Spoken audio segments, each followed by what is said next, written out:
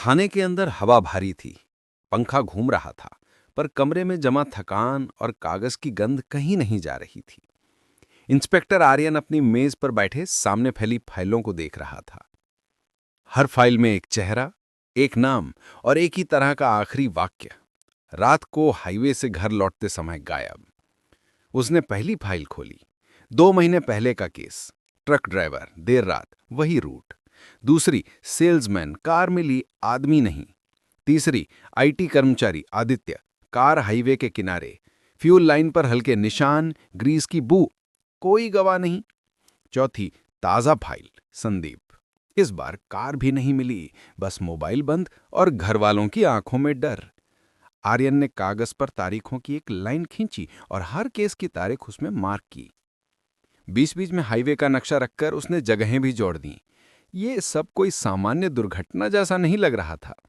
अगर कोई लूट होती तो गाड़ी खाली मिलती, सामान गायब होता, मार्क साफ होते। यहां ज्यादातर केसों में सामान वहीं था, बस लोग गायब थे।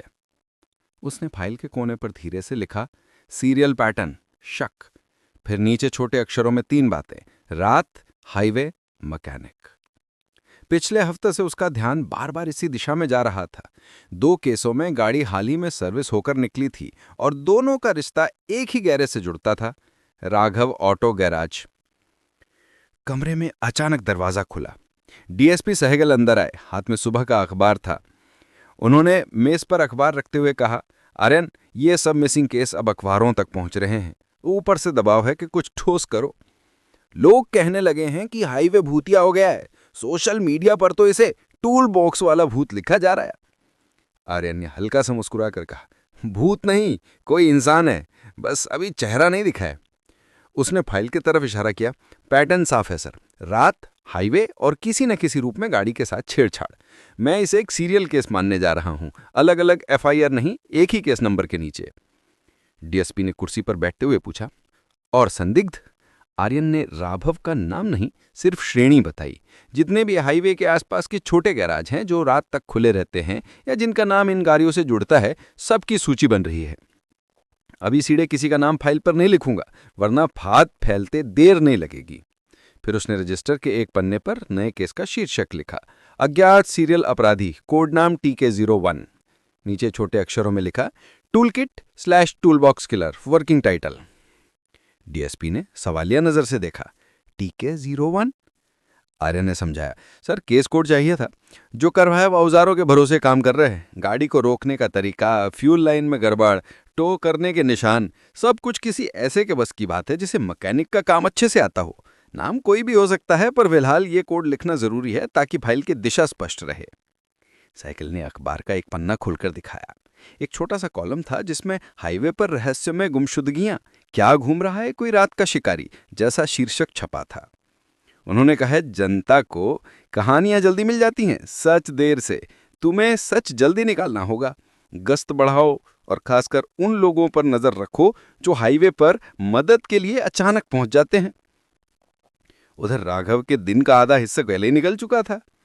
गैराज में गाड़ियां आती जाती रहीं। संदीप की गुमशुदगी की खबर अब तक आसपास के मोहल्लों में फैल चुकी थी, लेकिन खबर का पता होने के बावजूद राघव का चेहरा वैसा ही शांत था। कोई ग्राहक पूछता, सुना आपने फिर एक आदमी गायब हो गया हाईवे से? तो वो बस इतना कहता, हाईवे रात को हमेशा खतरनाक रहा है, जितना हो सके दिन में सफर करो। ये वही लाइन थी जो कोई भी समझदार मैकेनिक कह सकता था। दोपहर के समय 2 सिपाही फिर गैराज के सामने से गुजरे। इस बार वो अंदर नहीं आए, बस दूर से देखते हुए आगे बढ़ गए। राघव ने यह साफ देखा, पर उसके गर्दन ने कोई अतिरिक्त हरकत नहीं की। वो वही नट कसता रहा, वही पाना घुमाता रहा। उसने सीख लिया था कि सीधा देखना शक पैदा करता है, ना देखना डर दिखाता है। बीच वाली नजर ही काम आती है, जिसमें सामने वाला और काम दोनों बराबर दिखें। 2-3 छोटे ग्राहक आए, किसी को पंचर बनवाना था, किसी को क्लच ढीला लग रहा था। एक नौजवान ने हंसते हुए पूछा, भैया आप तो हाईवे के राजा हैं, रात में भी गाड़ियों को खींच ले आते हो, ये सब सच है या बस लोग बना रहे हैं? उसकी टोन मजाक वाली थी, पर सवाल असली था। राघव ने हल्की मुस्कान के साथ जवाब दिया, लोगों को कहानी चाहिए होती है, काम का हिस्सा कौन देखता है। रात को किसी को खींच कर ले आओ तो भी वही बोलते हैं, अच्छा आदमी है। किसी दिन मना कर दो तो कहेंगे आपने मदद नहीं की। मैं अब ज्यादा बाहर नहीं निकलता। पुलिस भी पूछताछ कर रही है, सबको शक के सब पर। उसने जानबूझकर खुद को भी आम संदिग्धों की लाइन में शामिल करके दिखाया, ताकि सामने वाला सोच ले कि अगर यही होता तो खुद पर इशारा क्यों करता। शाम को जब सूरज ढलने लगा, इंस्पेक्टर आर्यन एक बार फिर हाईवे पर निकला। इस बार उसने खुद गाड़ी चलाने का फैसला किया। साथ में सिर्फ एक कांस्टेबल था। वो उन जगहों पर धीरे धीरे गाड़ी चलाता गया जहां पहले कारें मिली थीं।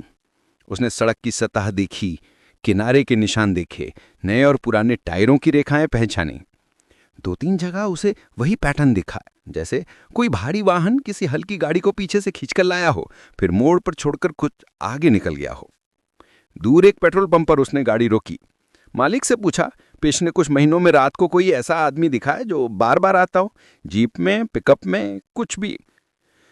पेट्रोल पंप के सीसीटीवी कमरे में बैठकर उन्होंने पुराने फुटेज देखे। कुछ जगहों पर धुंधली तस्वीर में एक जीप दिखी, पीछे कुछ बंधा हुआ है।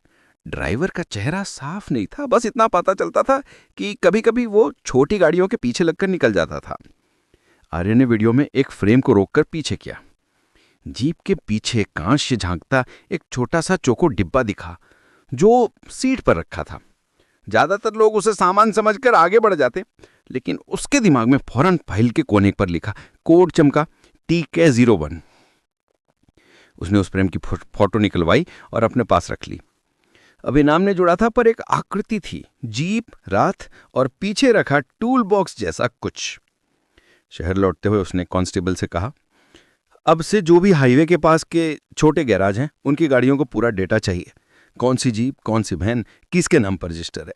कोई भी गाड़ी बार बार इन खत्म होने वाले मोड़ों के आसपास दिखे तो उसका नाम मुझे चाहिए। उधर रात के करीब आते आते राघव ने आज भी एक अलग फैसला किया। उसने टूल बॉक्स को मेज पर रखा, ढक्कन खोलकर काफी देर तक औजारों को दिखता रहा। हाथ खुद ब खुद फोल्डिंग नाइफ की ओर बढ़े, पर उसने उसको सिर्फ सीधा किया, बाहर नहीं निकाला। दीवार पर लगी घड़ी को देखा, 9:10 हो रहे थे। उसकी नसों में एक हल्का खिंचाव था, जैसे कोई दौड़ने वाली नस हो, लेकिन दिमाग ने उसे रोका। उसने खुद से बिना शब्दों के कहा कि अभी कुछ दिन रुकेगा। अभी हवा में नाम नहीं है, सिर्फ अफवाह है।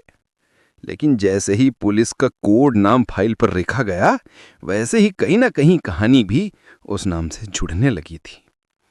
अगर वो अब से जल्दी से कोई हरकत करता तो वो नाम सड़क से घर पहुंचने में देर नहीं लगती। फिर भी वो ये भी जानता था कि ये रुकना हमेशा नहीं चलेगा।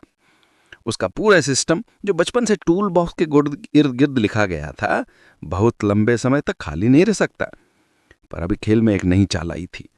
पुलिस की फाइल में एक कोड नाम और हाईवे पर चलती एक जीप की धुंधली छलक। थाने में रात को ड्यूटी पर बैठा कांस्टेबल नए केस नंबर को रजिस्टर में दर्ज कर रहा था। TK01, अज्ञात सीरियल अपराधी, हाईवे गुमशुदगी। निज इंस्पेक्टर आनंद के दस्तखत थे। शब्द छोटे थे, पर उनका वजन बड़ा था। अब से ये सब केस सिर्फ हादसा नहीं, एक शिकार की सीरीज माने जाएंगे। दूर अपने छोटे से कमरे में आग हमने लाइट बंद करने से पहले आखिरी बार टूल बॉक्स पर हाथ फेरा। ढक्कन बंद था, ताला नहीं। उसने महसूस किया कि अब सिर्फ पुलिस की फाइल नहीं, उसकी खुद की कहानी भी एक कोड में बदल चुकी है। फर्क इतना था कि फाइल में उसे अज्ञात लिखा गया था और आईने में वो खुद को बहुत साफ देख सकता था।